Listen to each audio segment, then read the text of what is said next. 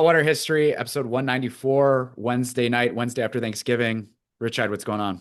It was killing children after all. Yeah, this is the first we knew about this. This is the first we were ever hearing about this. Right. As if it wasn't suspected all along. And the various Dr. Megalas of the pharmaceutical state, Food and Drug Administration apparatus, well, they've been officially and in a a document way, uh, caught with, well, actual child's blood on their hands. And they pushed the vaccine or the mRNA, Moderna did at least, with full knowledge that it had killed at least 10 children. And thanks to intrepid work by Alex Berenson and Mike Cernovich and Jeffrey Tucker, these really outstanding men. Del Bigtree has been on it as well. They've been really keeping on it so as to ensure that when these documents inevitably came out, that there was foreknowledge of the lethality of the mRNA genetic serum for COVID, that it was killing children and would kill more children and endanger their overall health, despite the fact that they weren't, as a result of the virus, in danger and in jeopardy of losing their lives, should they be, of course, normal and healthy without any serious pre-existing conditions. Well, they shot him up anyway. For what? So a bunch of suburban moms could feel good about giving their kid an experimental vaccine or genetic serum? Apparently, yes. It has been funny because I've been reflecting a lot upon the problem of the suburban mom culture.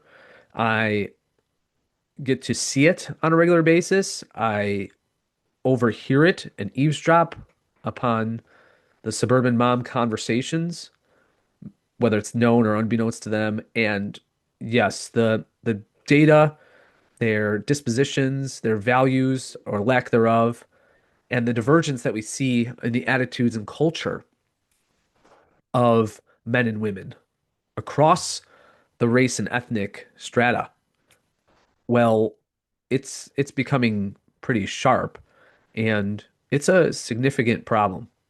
It's a significant problem. I mean, to the point where you have just even innocuous conversations with your suburban mom, or just suburban woman, and they will not. It's almost as if they can't exclude talking about how well planned and how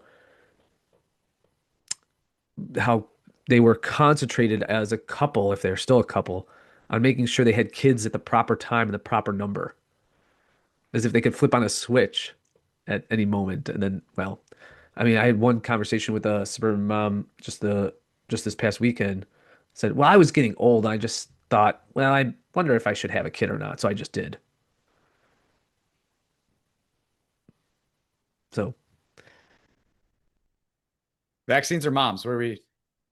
well, no, let's focus on the vaccines, but I'm trying to link why this all happened Because the to reason, yeah, appease. and Corolla, we could you can add this clip if you want, but he made a great point about how one of the major reasons why the vaccine was so infiltrated within Yeah, families is because mothers were afraid of sure. the pushback of being the mom that didn't get their kids Yes, vaccinated, essentially, yes. and that how the peer pressure doesn't really leave the high school cafeteria a lot of No, with that. no. And I think Tim Gordon and others, including Anthony Abade on Avoiding Babylon, are right on this, in that women tend to not leave the high school cafeteria or hallway. They just kind of extend it into college and then their single life and even into their adulthood. It's the same dynamic. They don't necessarily mature much beyond that, typically. And that because the propaganda was so great, the entire COVID vaccine propaganda was that much more powerful. Because if they would have left kids alone and said, Yes. this doesn't, you had, looking back, I wish we would have been sharper on this point. You Mm. had to get kids. It Yes, could have that's right. only, it could have only worked with kids. Right, right. Yes, because I mean, if it was a choice of letting grandma die or being inconvenienced, well, they'd let grandma die.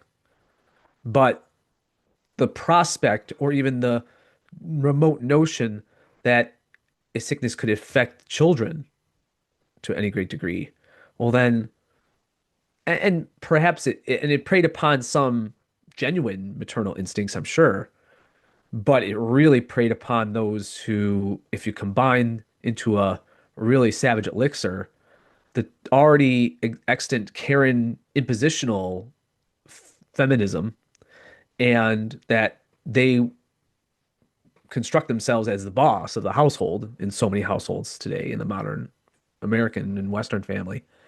And then, and really, men have, by and large, just abdicated their responsibility of looking over children's health, right? So it was really targeted to women, and as such, they have that mimetic tendency and desire, and then groupthink, and you're not going to be endangering my cubs by raising questions about the efficacy of this treatment that's we're being assured by all the right people and all the people who sound just like my undergraduate biology professor or psych professor that it's safe and effective and it's absolutely necessary. Well, then anyone else who was going to even step in the way of that was going to be labeled a reprobate and pariah. Yeah. But it also shows how myopic, short-sighted people are. Because I mean, remember all of the. I mean, I still get in my maybe just because I'm on more historically based accounts or I'm linked to them. Um, the episodes in the 1970s where they were giving women anti-nausea drugs during pregnancy, and the drugs ended up causing severe birth defects. You had this rash of babies being born with partial limbs and partial legs and feet, and then they discontinued it. So why why would it be any different today? As if that's some ancient era. It was within my lifetime that transpired and occurred. So I mean, it's not as if the FDA has this, or the CDC for that matter, or the WHO or NIH have this sterling record of ridding the general population of epidemics and mass diseases, right? Yeah. I didn't know that. Oh yeah. What was the selling point? Just pain going away? And that was it? No, it was nausea. They were taking it as the Oh, got it. anti-nausea Got it. medication. Yeah. So And this, but there was no social media back then. sure, and right, but we still had pictures of kids with mutilated limbs and Yeah. other genetic problems. Yeah, that's tragic. Uh-huh. So I'll pull up the a couple reactions to it. Right. And to be precise, this is Moderna's. Moderna had a internal memo leaked. So this is the second one from Cernovich. If you go back to the one which I sent to you from Brett Weinstein, he that's the one where they were talking about the 10 recorded juvenile deaths from that Moderna knew were caused by the vaccine, not the virus. Not the supposedly naturally occurring wet market bat virus that we were all told Wet about. market. Yeah, remember that? It just seems like ancient history, but there, yeah, there we go. So, and Jeffrey Tucker of the Brownstone Institute, of course, is on top of this at all times. Thank God for Jeffrey Tucker. What a great man, devout and traditional Catholic too. So, just to summarize, the internal memo, what Weinstein does is kind of just break down what it is all about. His tweet reads, "The FDA now recognizes that the COVID vaccines killed healthy children who were in no danger from COVID itself." So the memo talks about both of these things, that they're not in danger from the actual virus and that they're being fatally harmed. The outcome is death for several of these children who received the mRNA shot, the death jab. Remember we say hyperbolically the death jab? It is a death jab by definition now, right? For kids. That's the tip. This is Weinstein again. That's the tip of a gigantic iceberg. Bioweapon leaks, science fraud, regulatory capture, a global coup by the, in quote, public health bureaucracy against traditional medicine, the debut of a lethal new vaccine platform, shredding of the First Amendment, and robotic pens used to brazenly pardon criminal masterminds all lurk just below the surface. And then he thanks Vivek Prasad, the doctor, for stepping up and making sure that this got out. There it is. Excuse me. It is It's amazing a death the jab. And then, of course, it was the only way you can peddle a death jab as a major pharmaceutical corporation is to do so in league with the state, the national and centralized government at your back. And then, of course, through coercion and violent force, mandate its reception. yeah. What is amazing is the 9/11ification of COVID, where this will come out and it's very similar to a hashtag never forget post now. Yeah. This was this decade. This is all Yes, 2020s. that's right. That's It why. feels like 2001 though. Right, right. Well, and that's one of the beautiful things about having social media and having the plethora and numerous different outlets, especially in the podcast realm, which is still relatively free and uncensored, is that you have the Delling polls of the world and you have to a degree Tucker and Candace Owens and others, but like the Ole Damagards of the world. And those podcasters reach out to the real investigators and the intrepid just truth seekers. And they are totally emboldened. Their whole, in a sense, raison d'etre, their reason to exist is to uncover these and really foil a lot of these plots, right? And that's what's so beautiful. Like you had said, look, this is within the decade, and we now have evidentiary proof of what we had always suspected. That's why it gives me hope that when people say, well, I guess we'll just never find out what really happened to Charlie Kirk. I think we're going to find out in point of fact.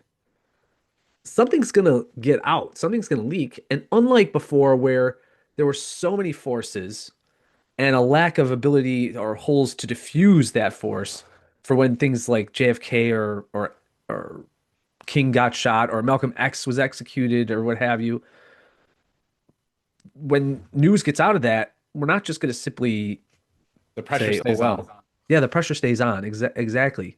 Exactly.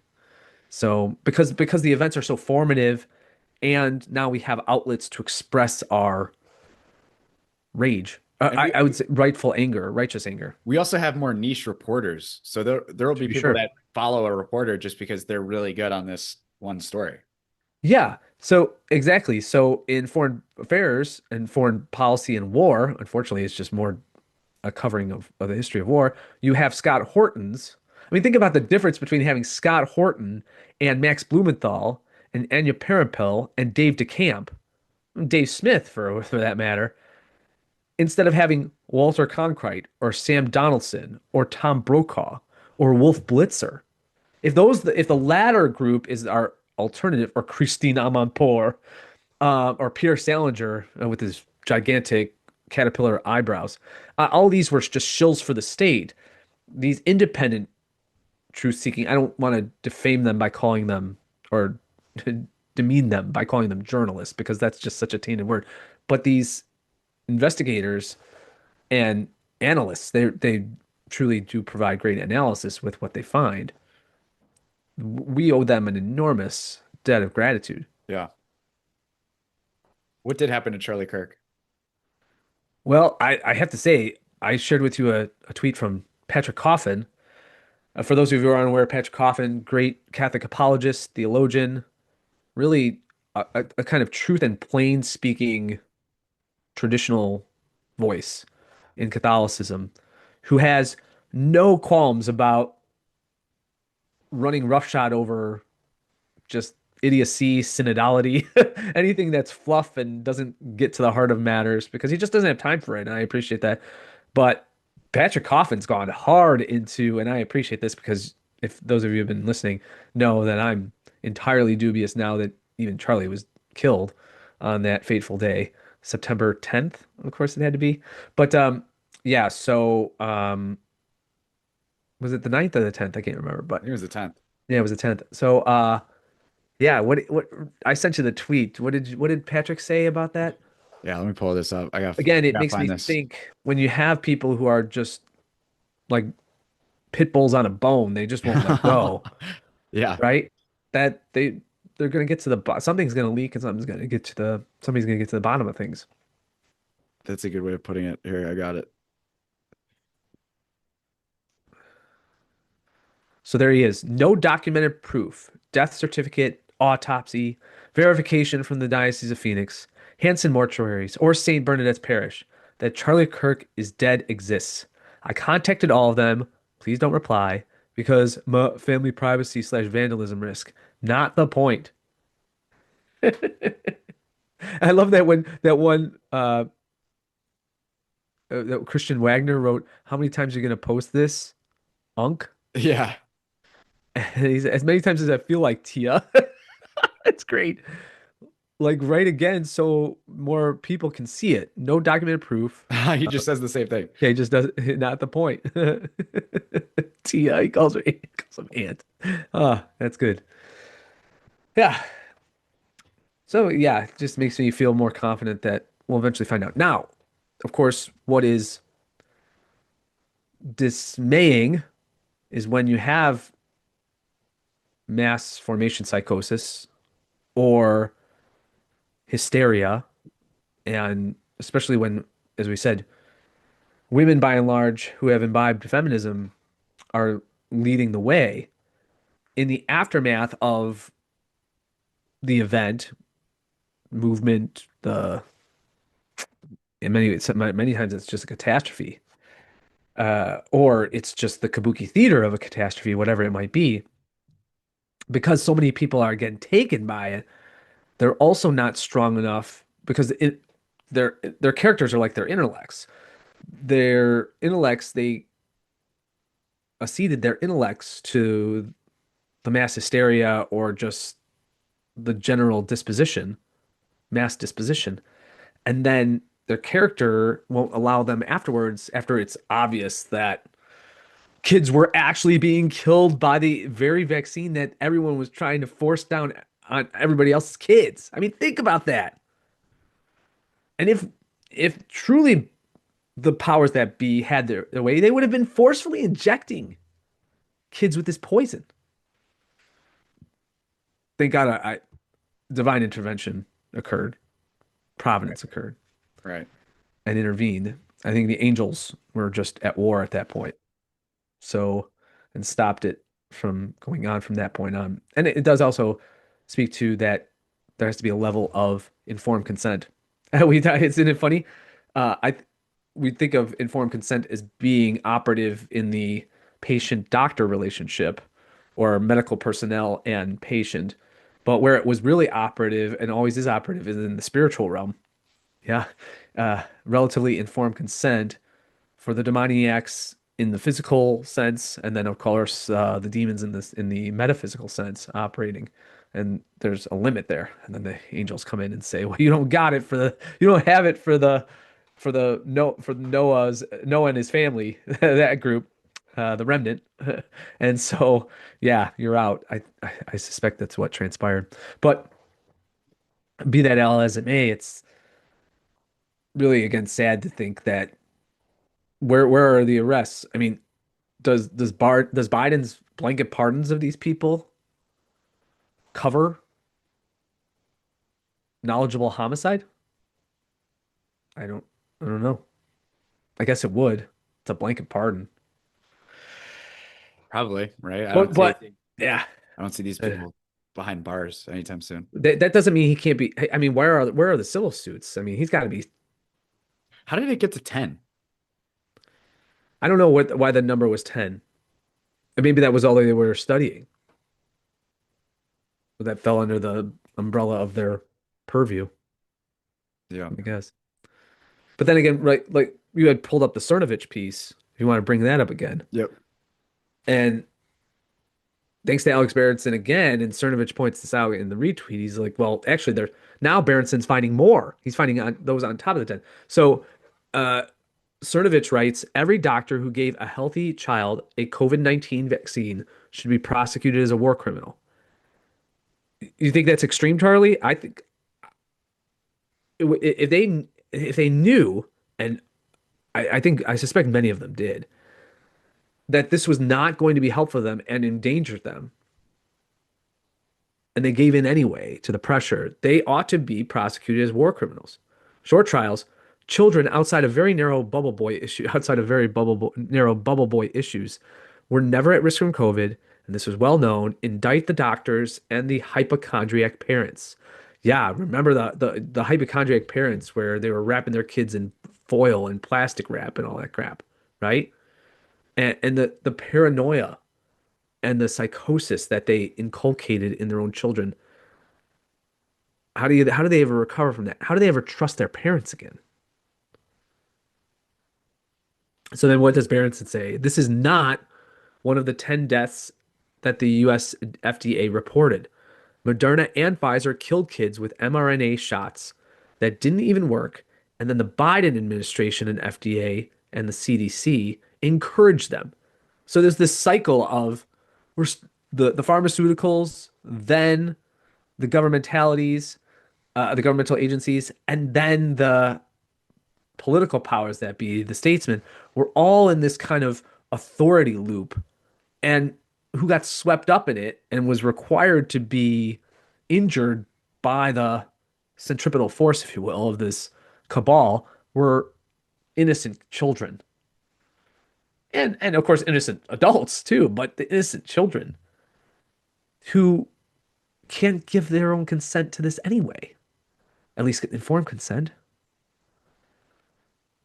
And so the very people of whom great any real civilization worth its salt is all designed around protecting so that the propagation of the next generation might come up and carry on what we might call the civilizational and cultural cause, existence, well lived lives in the future. It was all rejiggered so as to attack, which is, and maybe that shouldn't surprise us because, after all, for decades now, especially after the World Wars, although the World Wars could be seen as the entry point of this, it's that if abortion is so prevalent and seen as this Beelzebul uh, like and ball like sacrament to the demons, why wouldn't we stop when they're out of the womb? Let's just the war on children. It has Phoenician and Aztec written all over it. Yeah. They are the sacrifices. And so, yeah, I just don't get whether it's with the experimental drug use, shooting your kid up with a poison that you're just keeping your fingers crossed there. How is that really? And of course, the rampant elective abortion. Is that any different, really? In fact, isn't it kind of worse than the Aztecs sacrificing on top of their temples? At the very least, the Aztecs were totally convinced beyond just convenience or making themselves feel better, right? That it was, and the Phoenicians were too. The Phoenicians sacrificed their firstborn sons oftentimes before war, right? And they engaged in blood sacrifice. Well, the Aztecs were doing it for harvests, as far as we know, or favorable weather conditions. Their reasoning is much more logical and even excusable their culpability is less than anything that in terms of war, genocide, as it's taking place now in Gaza and beyond, in Ukraine, um, and then in the abortion mills, and then of course with COVID. I mean, the targeting of children is just the most heinous thing, and it's being done in such a systematic way and formulaic way and planned way that I think the Aztecs and Phoenicians might shudder in horror at what we're what we allowed to do be done to Yeah. children. Yeah. I don't know. Tough transition from that. Maybe we should get to two saints that would never put up with any of this bullshit. Sure. Let's do it. Which one you want to talk about first? Well, his feast day just transpired on December 1st, and we're talking about the great Jesuit saint, the Englishman Edmund Campion, who people who go to private, sometimes public, but oftentimes um, Newman Center affiliated schools. A lot of their halls are named after, a lot of halls on Jesuit universities are named after St. Edmund Campion. I shudder to think what the woke crowds at the various at Boston College and Georgetown and Loyola Marymount would find out. What would they do when they find out that Campion was this actual Catholic priest who died condemning Protestantism with his last words? So there he is, Blessed Edmund Campion, who famously lived for, he was 41 when he died. He was born in 1540 and died on December 1st, 1581. He was hung, drawn, and quartered at the behest of Queen Bess. So Edmund Campion died for the ancient faith of England. That's a beautiful line. And he famously said to the court before he was sentenced, I'll tell you what, even even if it had to be translated, the Englishmen know what to do and say as they ascend to the scaffold, don't they? Right. Whether Yeah, it's they sure Thomas do. More, Becket didn't have a chance, right? But uh, here we have Edmund Campion. The great, another saint to look up if you have time, Charlie, and it's easy to name and remember because of the rock band, but Sir Saint Edmund Arrowsmith. He was awesome too. So take a look at him. But anyway, here's what Campion said. In quote, in condemning us, can you imagine the audacity, the faith, and the love of Christ that this man exuded?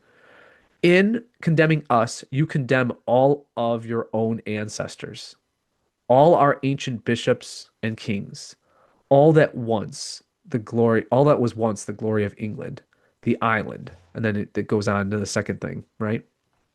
Or does it continue? There it is, the island of saints and the most devoted child of the See of Peter. And then he sang the Te Deum as he Wow. was sentenced to death. Now that's how you go. That's how you go. No purgatory time for Edmund Campion. I'm going to go out there. Lord, please let me know. Okay. But there couldn't be possibly a moment of purgatory time for Edmund Campion. He was washed with the blood of the Lamb and the martyrs, the white martyrdom or red martyrdom, you know? Speaking of purgatory, nice transition to a contemporary and a Jesuit too. We just got to chuckle out of this one because It's a funny caption. yeah, it sure is. So Chris Jackson, the great Chris Jackson at Big Modernism, everybody should follow him because he's right about pretty much everything. And he does so in a very creative way. So read his Substack too. But he wrote this tweet. He said, quotation for your next office holiday party to make some small talk. Charlie, go ahead. And there's a picture of the great Inquisitor and Jesuit. Again, he was actually just 2 years younger than Campion. Of Oh, course, cool. yeah, he was in the relative safety of being in Rome and in central Italy, while Campion was out there in true missionary and danger territory. But go ahead, the danger zone. Yeah. Purgatory is an article of faith so that he who disbelieves its existence will never have experience of it, but will be tormented in hell with everlasting fire. Yes, there you go. So it's a quick line to remind if you have any Protestant friends who say, "Oh, where's purgatory in the Bible?" Well, let's just bypass that, and we could, of course, find scriptural references to it. Our Lord speaking of it at some length, and then St. Paul, and of course the Fathers of the Church, and then the magisterial teachings of the church, but uh, just cut to the chase and just say, okay, well, this is what a doctor of the Catholic Church said, who is much smarter than anyone probably walking the face of the earth at the moment. But yeah, so disbelieve in purgatory at your own peril. Go ahead if you wish to have the fires of Gehenna surround you for eternity. Yeah. I forgot where I saw this tweet, but somebody who was it was somebody who was converting to either Catholicism or Protestantism. They were deciding which one, and people were asking them questions about what's the case for them about either one. And Okay. one of the things they said about the Catholic Church is that if they lived at the time, now this is if they were we have to be careful how I word this, but if they were alive as Jesus was on earth, they think that it would be very confusing and that having a church actually helps to understand. Basically, the point that Jesus wasn't he wasn't out there to the maker versus the takers guy. He talked about this too, is Jerry that Boyer. Jerry Boyer, he talked about that Jesus wasn't exactly trying to be fully understood by everybody at the time. Mm. Well, yeah, I mean, I don't know if it's even possible. He has to, even to his own apostles, he has to take them on the side and say, well, this is what this meant, right? And he even says, well, I tell you so that you can share with the rest of the world, Right. you know? So, and it makes sense that you tell your closest followers and the chosen, those who you've chosen to disseminate the message because they've lived with you.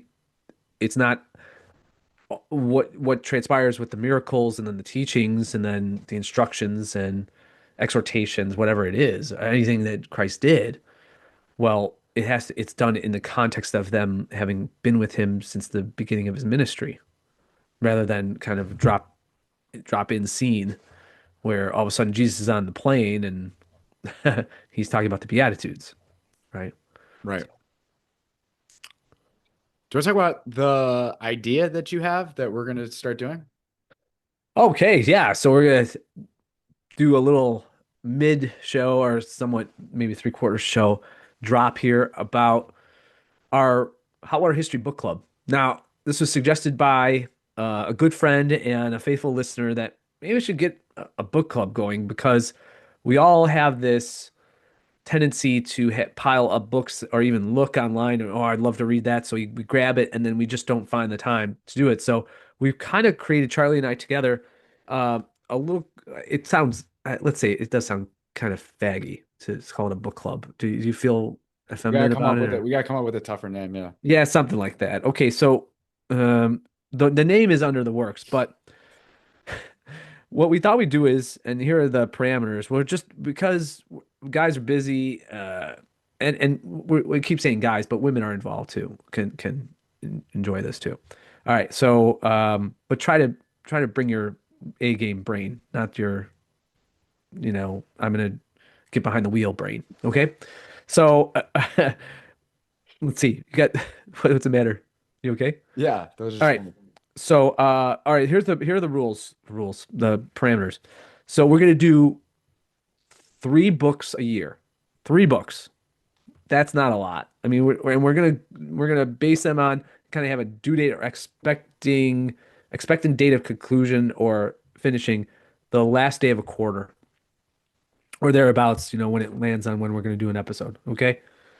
And what we're gonna do is a month before, starting tomorrow, in point of fact, we're gonna put on the website a poll. We're gonna get 4 different choices. This is a month before each quarter begins, okay, in 2026, and you get to vote on what you want, and whoever wins the most votes wins. Now, I'm gonna try to create it so that you can vote and be anonymous, but if you put your name down in email, so hopefully we can pull you in with more information about the book and even a chance to ask questions or be on the show, even maybe call in if we can work that into the show for a type of live episode or an interactive episode at the very least. Your vote counts 2 points. or for 2 votes in that instance. So it gives it more weight. Okay. And we're going to give people enough time. So the poll is only going to be open up for maybe 10 to 15 days because we want to allot enough time for people to get their hands on the book to start reading. Okay. Yeah. Uh, Can we talk about something just yeah. to review? So for Uh-huh. the name email thing, is that name and email only visible to us or is that name invisible? Oh yeah, Is only that visible to us. okay? It would be kind of on a You're not sharing it to the rest of the website. good point. Yes, yes, excellent clarification there. Needed clarification. So our 4 books of choice for the first quarter. Oh yes, I should note we're gonna have a list of 4. You vote, and then we're gonna drop the one selection that receives the least amount of votes. We'll bring back the 2 that receive the second and third amount of votes. Of course, the first amount of votes we're gonna read. And then the second and third will come back in the second quarter, and then we'll introduce a new title, and we'll see how that goes. And it's a mix of fiction, nonfiction. We're willing to go into different genres, different areas. Okay, so the 4 books that Charlie and I landed on were, of course, Watermelons by our dear friend James Delling-Pole, and that's going to be a little bit tricky because the new edition of Watermelons you have to order from James's website, and we'll have links in the show notes page for each of the different outlets, YouTube and the like. Okay, and for Spotify or whatever. Okay, or Spotify, not Spotify. Oh yeah, did I say Spotify? Yeah, okay. I sometimes I think I'm saying Shopify. All right. So Watermelons by James Delingpole. Again, you have to order that from him. We're gonna go with the second edition because he added chapters and a forward. Okay, the second one is the newest offering by Seyfedin Amos is the gold standard. So if you read the Bitcoin standard and you read the fiat standard, well, and even Principles of Economics, the newest one is Gold Standard. It's receiving rave reviews. He was just on Tom Woods' show, so Safe is awesome at all times, and he just has no holds barred. I mean, he himself being Palestinian from Hebron, he really lets it loose on the Israelis and the barbaric Zionist bastards. Okay, third is The Ethics of Liberty by Murray Rothbard. I can't believe I've never read that book. Okay. I've always wanted to read the book so selfishly. I'm gonna read that anyway. So to having part of the book club would be cool. And then the fourth one, not to bias anybody, because any of these would be happy, I'd be happy with. And the fourth one is They Have Uncrowned Him by Archbishop Marcel Lefebvre. So those of you who are hanging for, let's get into anti-Vatican II and back to Catholic tradition, the great champion of Catholic tradition, whose face is now the face that's used for the greatest perhaps Catholic meme whenever a liberal Catholic or something, some horrific, demeaning and insulting occurrence takes place in Rome or beyond in your local parish, and it's reported on Twitter. And it's just Marcel Lefebvre's little wry smile, and it says, "I told you so." Je l'ai dit. I said it. I said it. Good choices. Let's get some people in this. Let's actually do this. Yeah, I'd love to. Yeah. So it's going to be rewarding for me and Charlie nonetheless. It's going to be a great means by which we can have. Sometimes it gets a little bit, I don't know, exhausting to do the dark notes on books because you really have to come with an ominous kind of take on it. But I'm looking forward to really diving into these. So, Yeah. yeah. And we'd love to, who knows, maybe we'll have the authors on with us. Ooh, that'd be pretty sweet. Unfortunately, Murray Rothbard will not join us. No. Do But you maybe he is joining us. I think, there are rumors that he was very sympathetic at the end of his life and might have been even a crypto Catholic. So I is hope that that's a economic term? Crypto? no, just cryptic, hidden. Do you want to talk about a town that hasn't read any of those books? Or heard of any of their authors. Yeah. Here it is, people. Meanwhile in Oak Park. We should go to your gay suburb now. The people segment, meanwhile, in Oak Park, brought to you by Tridentine Brewing. Get some beer. It's actually been a slow Oak Park week, really slow. We're going double, listen to this, double letters to the editor. Charlie's saying, declaring it a retarded Oak Park week. It was that. Edits to Smoke and Mirrors at OPRF. Letters to the editor. This is by Monica Sheehan. Oh, you're really diving into the letters of the editor, which I could not support anymore. I love it. Nice move. At its December 4th public hearing, the District 200 School Board is expected to approve the administration's proposed 2025 levy. We talked about this a week or two ago, which includes recapturing or clawing back $2.1 million in taxes from 2023 and 2024, resulting in a projected $14.2 million surplus for fiscal year 26-27, which includes expected geothermal rebates. I don't understand why they have to claw back if they're going to get a surplus. They explain it a little bit. They want to have more cash reserves. Oh, yeah. Cash is king. A recent Interesting how they want to have it, but they don't want anyone else to have it. Right. A recent state law allows schools to claw back taxes in the prior 3 years if they didn't tax to the max in 1 and 2. The administration points, Retroactive taxation. I love it. This is wild. the administration points to a spike in special education costs and a desire to maintain the cash reserve at 33% of annual operating expenses as justifications for recapturing taxes, but that's just smoke and mirrors. Unexpected program increases should be covered by the cash reserve, and board policy only requires 25% of annual operating expenses be held in reserve, a percentage that gives D200 the highest credit rating. Oh, sorry, these are just sources. She lists all the sources at the end. Well, good for her.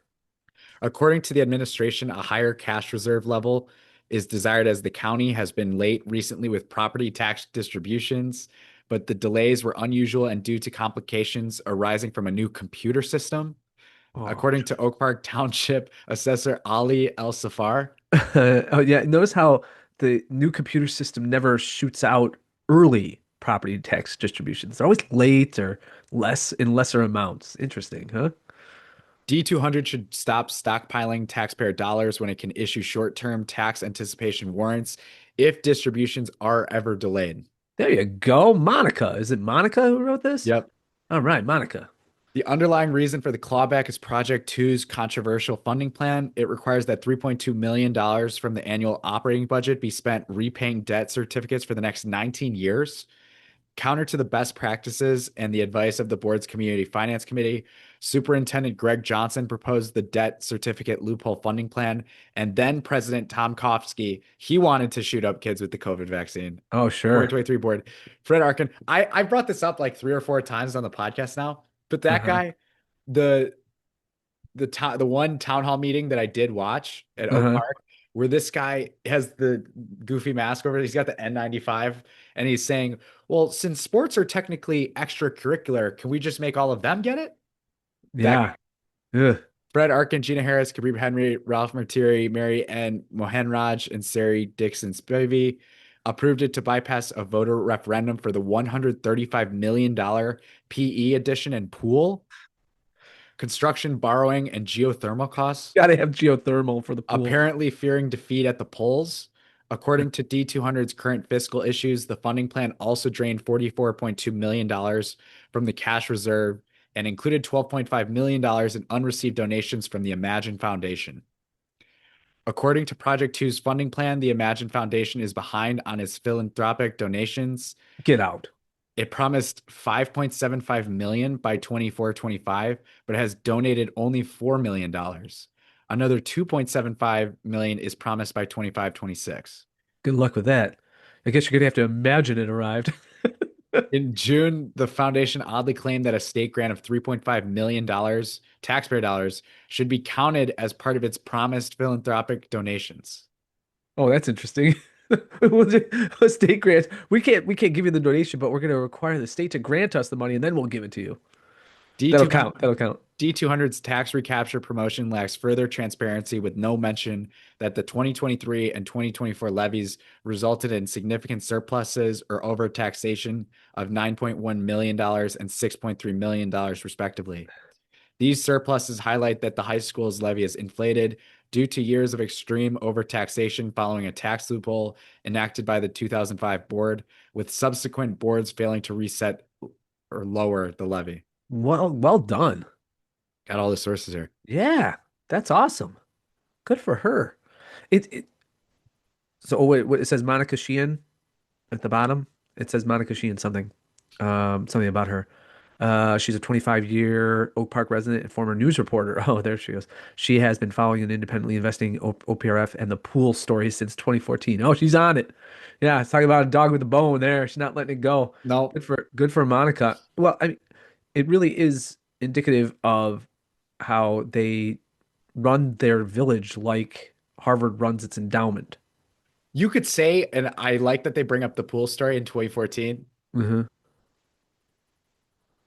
That might have been the last straw. The pool The last straw. What, that Oak with Park was Oak, okay before then? the down. Yeah, Oak Park was not okay before then, but I I think get your point. it was different. That maybe I was just naive because I was just growing up. No, yeah, the culture's been sick for a long time, but maybe in terms of just the throwing up the hands in Yeah, the the air in a entire fiscal way. money doesn't exist. Yeah. Right. Hmm. Unlimited money. Illinois is just going to write us another check. Right. We're good. And what COVID by and large allowed, just get that printer going burr. Right. Thanks, Jerry Powell, Yeah. Jay Powell. They were allowed to do that. They could do it. Now, the chickens are coming home to roost with the Imagine Foundation telling them to imagine the funds are in the bank. This one was not written by Monica Sheehan. Oh It's boy. another letter to the editor. Thankful for medical aid in dying, Oh yeah. I which we can't wait. talked about a couple Oak weeks ago. Park is so wonderful. It's such a beautiful village, and everyone is so loving and bent on equity and inclusion that, man, I can't wait till we all kill ourselves. I'm responding to Carolyn Clean this up. Reimeyer's letter legalizing physician-assisted suicide viewpoints. Oh, we didn't read that. Yeah. Maybe we should have read that, but I'm guessing it's a anti, Yeah. which implied that medical aid in dying was snuck through by attaching the issue to a food sanitation bill. Deb's law already existed with the same language in both the House and Senate this spring session under bill numbers SB 9 and HB 1328, going through multiple committee hearings. The old number for the MAID bill was changed in May, so there were no Clandestine clandestine forces at work here. or clandestine. The Hidden, reality is hidden. Yeah. the reality is that 71% of Illinoisans support the option of medical aid in dying. The US has over 25 years of experience with this law, and there has not been one documented instance of abuse. No, just people dying and having their organs fried. But I mean, what is this person talking about head in the sand? All right, go ahead. The guardrails in place in the US are strict and well thought out. Oh yeah. This option is only for the terminally ill with horrible end stage diseases who wish to die at home with family on their own terms rather than Oh, suffer. we just can't suffer, right? Just can't suffer. It's this Freudian thing. Nothing's worse than suffering. Yeah. There are Um, people who are already dying who have often explored many treatments and clinical trials. It's not suicide. Wait a No, second. How is it not suicide just because they're not pulling the switch? Don't they have no, to pull the switch? no person or doctor is required to participate. It's an option. For the rest of us, it provides peace of mind that if, God forbid, God, lowercase. lowercase g, we end up with a horrid end stage disease, we have this option. For more details, go to compassionandchoices.org. Roz already has a late stage disease, and that is soul brain rot. If you support medical aid in dying, please contact JB. This is actually in the letter. Please Uh-huh. contact JB Pritzker's office, Google contact JB Pritzker, and encourage him to sign the medical aid in dying bill that is currently on his desk. Thanks, Okay. Roz. Thanks, Roz. For more details, go to compassionandchoices.org. What a funny. Yeah, Planned Parenthood, compassionate choices. Like, Interesting euphemisms there. makes me sick. Yep. Well, That's it. That's it. Slow week. Meanwhile, in Oak That's Park. people's segment. Meanwhile in Oak Park. What would have happened if I'd gone for it and just said, no, I'm gay? Yeah. So join the Yeah. book club. Join the book club. I'm stoked. It's a and think about it this way. Once we announce, if you want to just go and get all four copies, I mean, you're not going to go wrong. But you'll have enough time to tell someone or obligate someone in your family and friend group to get you the book that we ultimately choose. So it's a present under the tree. Think of it that way. And we're not going to dox the people that are in the club. Oh no, no, no. Any level of privacy that you want. You don't Yeah, your normie friends won't know that that you're you're a part of this that you have irreputable place. intellectual ideas. Yeah, yeah. Don't let your coworkers know you have ideas outside the Overton window. Yeah. That is we won't. You don't have to. You could even if you wanted to participate, you can participate at a level where it's totally anonymous and come up with your own little moniker and Your name. pseudonym. We probably won't even know who you are, right? Yeah, Unless you want us to. have a So, fake name for the yeah, just for the book club. exactly. All right, that's all I got. That's it. That's all I got too. Everybody have a wonderful Advent, the first few weeks of Advent. Prepare the way of the Lord, make straight his paths. Amen. See you next Amen. time, Charlie. God bless. Peace.